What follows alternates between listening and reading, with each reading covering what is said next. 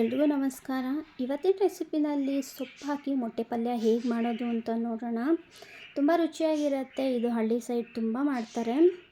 ನಾನಿಲ್ಲಿ ಪ್ಯಾನ್ ಇಟ್ಕೊಂಡಿದ್ದೀನಿ. ಪ್ಯಾನ್ ಬಿಸಿಯಾಗಿದೆ. 2-3 ಸ್ಪೂನಷ್ಟು ಎಣ್ಣೆ ಹಾಕ್ಕೊಂಡು ಒಂದು ಮೀಡಿಯಮ್ ಸೈಜ್ 2 ಈರುಳ್ಳಿನ ಹಾಕ್ಕೊತಾ ಇದ್ದೀನಿ. ಖಾರಕ್ಕೆ ಎಷ್ಟು ಬೇಕೋ ಅಷ್ಟು ಹಸಿಮೆಣಸಿನ್ಕಾಯಿ.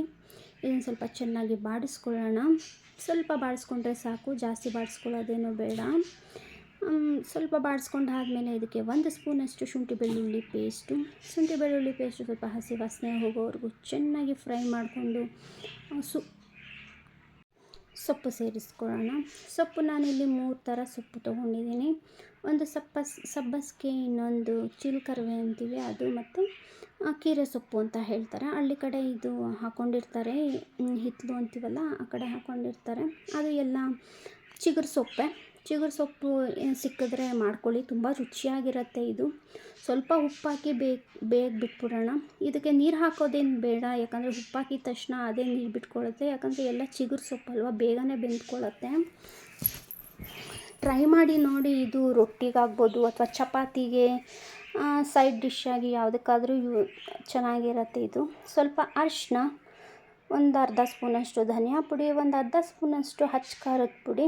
ನಾನಿಲ್ಲಿ ಗರಂ ಮಸಾಲ ಸೇರ್ಕೊತಾ ಇದ್ದೀನಿ. ಗರಂ ಮಸಾಲ ಇಲ್ಲ ಅಂತ ಹೇಳಿದ್ರೆ ನೀವು ಮಟನ್ ಮಸಾಲ ಇಲ್ಲಾಂದರೆ ಚಿಕನ್ ಮಸಾಲ ಹಾಕ್ಕೋಬೋದು.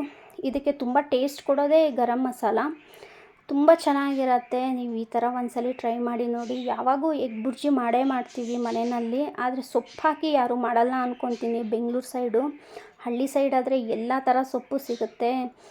ಚಿಗುರು ಸೊಪ್ಪು ತೊಗೊಂಬಂದು ಆವಾಗವಾಗ ಮಾಡ್ತಾನೆ ಇರ್ತೀವಿ. ನಾಟಿ ಮೊಟ್ಟೆ ಅಂತೂ ಕಂಪಲ್ಸರಿ, ಎಲ್ಲ ಮನೆಯಲ್ಲೂ ಕೋಳಿ ಅಂತೂ ಸಾಕಿರ್ತಾರೆ. ನಾನಿಲ್ಲಿ 5 ಮೊಟ್ಟೆ ಹಾಕ್ಕೊಂಡಿದ್ದೀನಿ. ಮೊಟ್ಟೆ ಹಾಕಿದ ತಕ್ಷಣ ತಿರುಗಿಸ್ಕೋಬೇಡಿ. ತಿರುಗಿಸ್ಕೊಂಡ್ರೆ ಒಂಥರ ಚೆನ್ನಾಗಿರಲ್ಲ, ಪುಡಿ ಆಗಿಬಿಡುತ್ತೆ.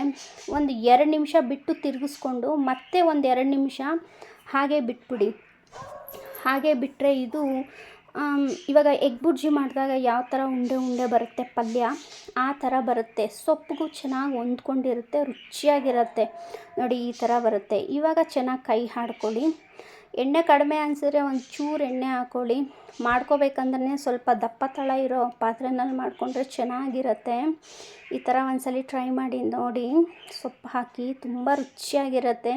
ಇಷ್ಟ ಆದರೆ ಲೈಕ್ ಮಾಡಿ, ಶೇರ್ ಮಾಡಿ, ಕಮೆಂಟ್ ಮಾಡಿ. ಮತ್ತಷ್ಟು ಈಸಿ ರೆಸಿಪೀಸ್ಗೆ ನನ್ನ ಚಾನಲ್